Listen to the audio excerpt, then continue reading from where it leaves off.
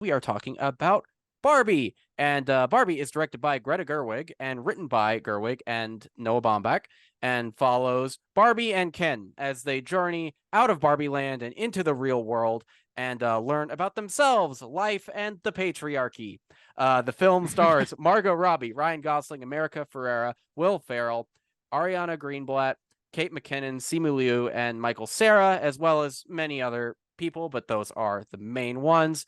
It is a Warner Brothers and Mattel production. Niles, what are some of your initial thoughts on Barbie? Honestly, I could not recommend this movie more. I Yeah. think across the board, I feel like I see a lot of people just recommending this movie and just like loving it. I honestly think this is just so well written, it's so well acted and Mm-hmm. well thought through as an execution, like as an adaptation of a toy into a movie. Like those historically have not gone very well. If you look Yeah. back on a Yeah. lot of those, Battleship is the main one that comes to mind, and we'll get into that later too. But Mm-hmm. it's like these toy adaptations, they don't always play out very well. But I think this one is just like such a knockout. I was expecting it to be funny, Mm-hmm. and it was even funnier than I was expecting it to be, which doesn't happen very often. But yeah, I feel like I'm very positive on this overall, and the plot of the movie too, without getting too much into spoilers, it's kind of simplistic in Mm-hmm. a lot of ways. But I was expecting the film to go in a different direction. Not to get too far into it, but Will Ferrell's character, I thought he was going to be more of a antagonistic force in this movie. And I'm glad it wasn't that. I'm glad that we got the product that we got. But what about you? What are your initial thoughts, Dylan? Yes, I loved it. It's very funny, like a laugh a minute funny. I think our entire theater was like cracking up at least like not even an exaggeration. Like every minute or two, there was a laugh through the whole theater. 100%. But Yeah. it also juggles several different themes pretty well, and I think it treats them really smartly, if a bit blunt. And it's a kids movie, like being a little blunt with some of these things I think is good and appropriate in that context. Both Margot Robbie and Ryan Gosling are incredible leads, and Yes, they do I a great think, job. yeah, they're both like perfect in these roles, and a lot of people are saying Ryan Gosling for best supporting actor as Ken, and honestly, I wouldn't be upset. But it's Yeah, he sure. he does a lot with this character, and it's very fun.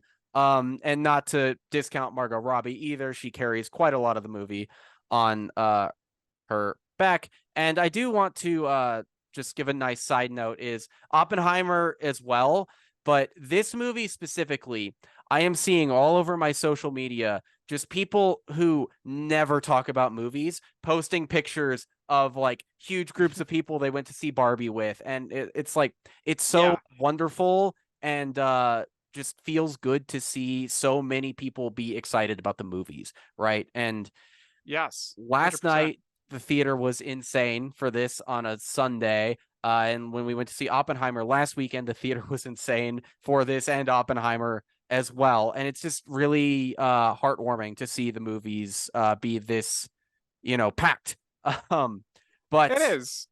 yeah, but Yeah. a couple other I do things. Oh, sorry. I do feel sorry for the movie staff, like the movie theater staff Mhm. having to Yeah. clean up everything for everybody, but thank you to those guys for doing your job and keeping everything clean. But yeah, it is just kind of to your point, it is just refreshing to Hmm. see all these people just kind of embracing these two films and wanting to go see one or both of them and just making a whole kind of event of it. Like, I feel like for so many years, the movies have been, um, partly because of COVID, COVID. not as Yeah. much of a spectacle as they Yep. used to be, of like a family coming together kind of experience, or a bunch of friends coming together. And now this movie did kind of push people to do that and be like, oh yeah, Hmm. we can go back to the movies. It's fun. Right. And you would think the movie studios would recognize that as like, oh, we should want to ride this wave and have all of our actors out promoting our films. So maybe we should come back to the table with SAG-AFTRA and the WGA. But instead, they're like, oh, let's just delay all of our movies until next year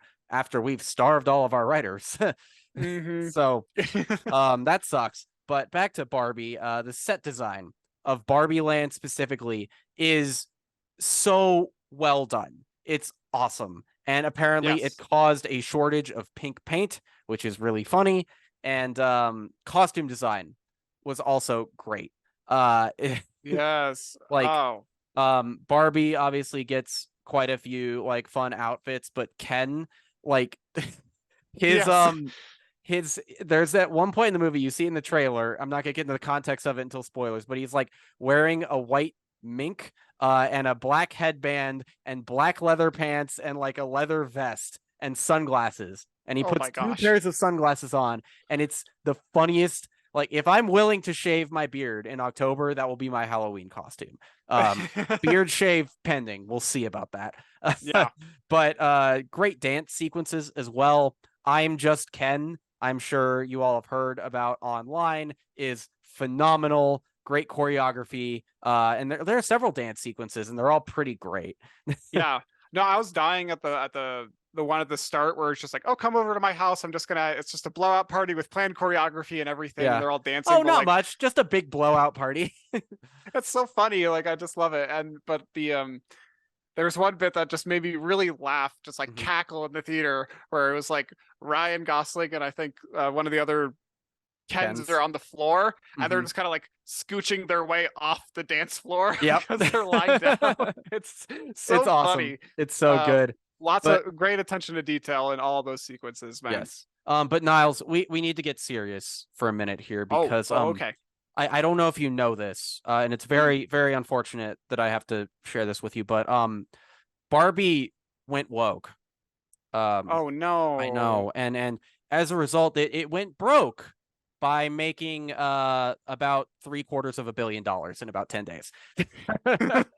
um Christ. yes, so you see, apparently, according to some very intellectual people, this movie hates men.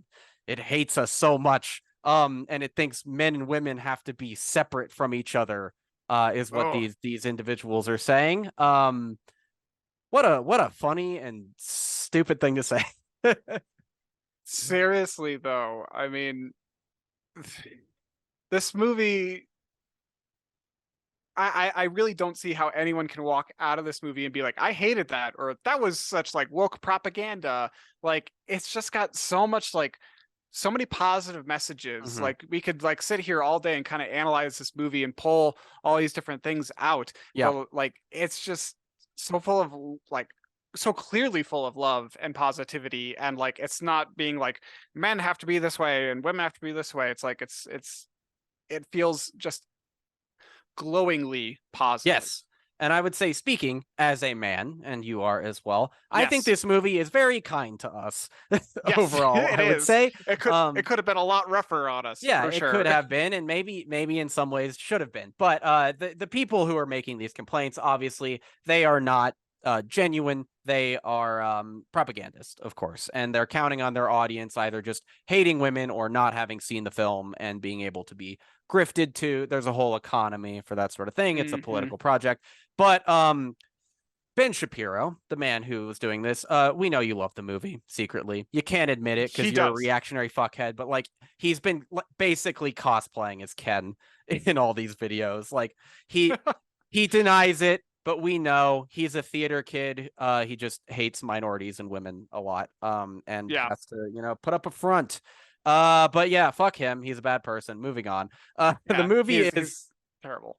the worst. And just such a nerd, man. Oh Sorry. yeah. But the movie is both like really funny and very sincere. It doesn't undercut its emotional beats. We talk about that in a lot of movies sometimes where it's like, oh, this was a really great Thor Love and Thunder was a great example where it's Yes. like, oh, this would have been a really great dramatic moment, but you did a dumb joke.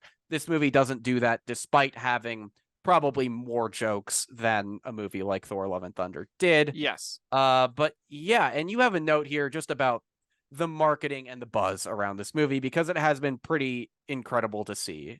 Oh yeah. I mean, for like the past year, they've been like hyping this movie up gradually. Like, I think I read online that the production budget was about like $150 million, and Okay. then the marketing for this movie was like it's estimated to be like 125 to $150 million. Yeah. So, but it's already made all that money back, Oh yeah. and it's going to keep making a lot of money off of Hmm. that. But like the marketing of this movie has just been just so phenomenal to look at, and we kind of talked about this a little bit in our Oppenheimer Hmm. a video because of Barbenheimer. You know, these two movies, they came out on the same weekend, like Hmm. opening weekend, and usually, yeah, I think at any other year, if these were any other kinds of movies, it would be like kind of a face off between the two, like which one can get more money. But like this one, it feels like through user generated content that people are like, they realized that these movies are coming out the same Yeah. day, and it just kind of became this meme, Barbenheimer, you know. And then they just leaned hard into that. Like I don't think it was something that the studios could never predict, you No. know, of people just kind of like latching onto this. And it's just it was amazing just to see all this user generated content out there. Um and, and I did a lot of research on this too beforehand, but yeah, they did like hundreds of brand partnerships with Okay. all Yeah. sorts of like apparel companies and stuff like that, like H&M. They made custom roller skates and like all this other stuff, like I think was like some ice cream store, I can't remember exactly which one, but they like made their own specific ice cream for Hmm. it. And like, but like there was just so much innovation across the marketing here, but I think the user generated content was just it just blew it out of the park for them. Like Yeah. I think It, that was it just kind of really like the it perfect storm. yeah, it the Barbenheimer thing really brought both of these movies like into a much wider audience. And it is worth Yes. noting too that this is a Warner Brothers production. Christopher Nolan had been with Warner Brothers for a very long time and left Mm, after the HBO Max movies releasing on the streaming service debacle over COVID. right. So there is like everyone had fun with Barbenheimer and loved it, but it isn't hard to imagine that Warner Brothers putting Barbie's release date the same day as Oppenheimer was a bit of a fuck you to Nolan, but I think it Yeah, ended up working out for everybody. Uh, and I think so. and I'm glad it happened because it was fun and it brought everybody to the movies, and that makes me happy. And this film is just like one of the easiest recommendations ever. As the trailer says, if you hate Barbie, this film is for you. If you love Barbie, this film is for you. It's just a good time. Yeah. Well, I was thinking about this earlier too, of like the different audiences that this Hmm. movie is simultaneously trying to appeal to. You know, you got the younger fans who like are young girls and they actively have Barbies, or they Hmm. have Barbies and they play with them. You have, you know, teenagers who've like maybe played with Barbies, but they've kind of grown out of that phase, and this might be Yep. like a send-off movie for them. You have the lifelong fans, like the adult women now who had Barbies growing up. Like my Hmm. sister had Barbies, I Yep. know, and I know that she went and saw this movie because, I mean, she didn't love Barbie, but she still wanted to see it because, you know, it has sentimental value to Yeah. her, and it has sentimental value to so many people. And then you have the men like us who come to see Ken's, come to see Yeah. Ryan Gosling, and, you know, just for a It's fun time, like even if you didn't like Barbie growing up. yeah, it's what they call in the industry a four quadrant film, and Mm, the four quadrants are sorry, gender binary crap here, but like males under 25 and males over 25 and females under 25 and over 25. So those yes. are the four quadrants a film might choose to target. One of them, this is what's called a four quadrant film that's meant to Yes. get the whole spectrum in the theater watching and having a good time, and I think it achieves that very, very well. Uh, Yes. but I you agree. would you Yeah, like there's to do lots of, spoilers? yes, absolutely. Yeah, I think this is, yeah, but last final thoughts before spoilers. Oh, Yeah, lots of laugh out loud moments. Yeah, it's a really good time. And yeah, I think this is one of those movies that demands a rewatch because there's mhm. so many funny moments packed in there. Yes. And all right, spoiler time. Just such great attention to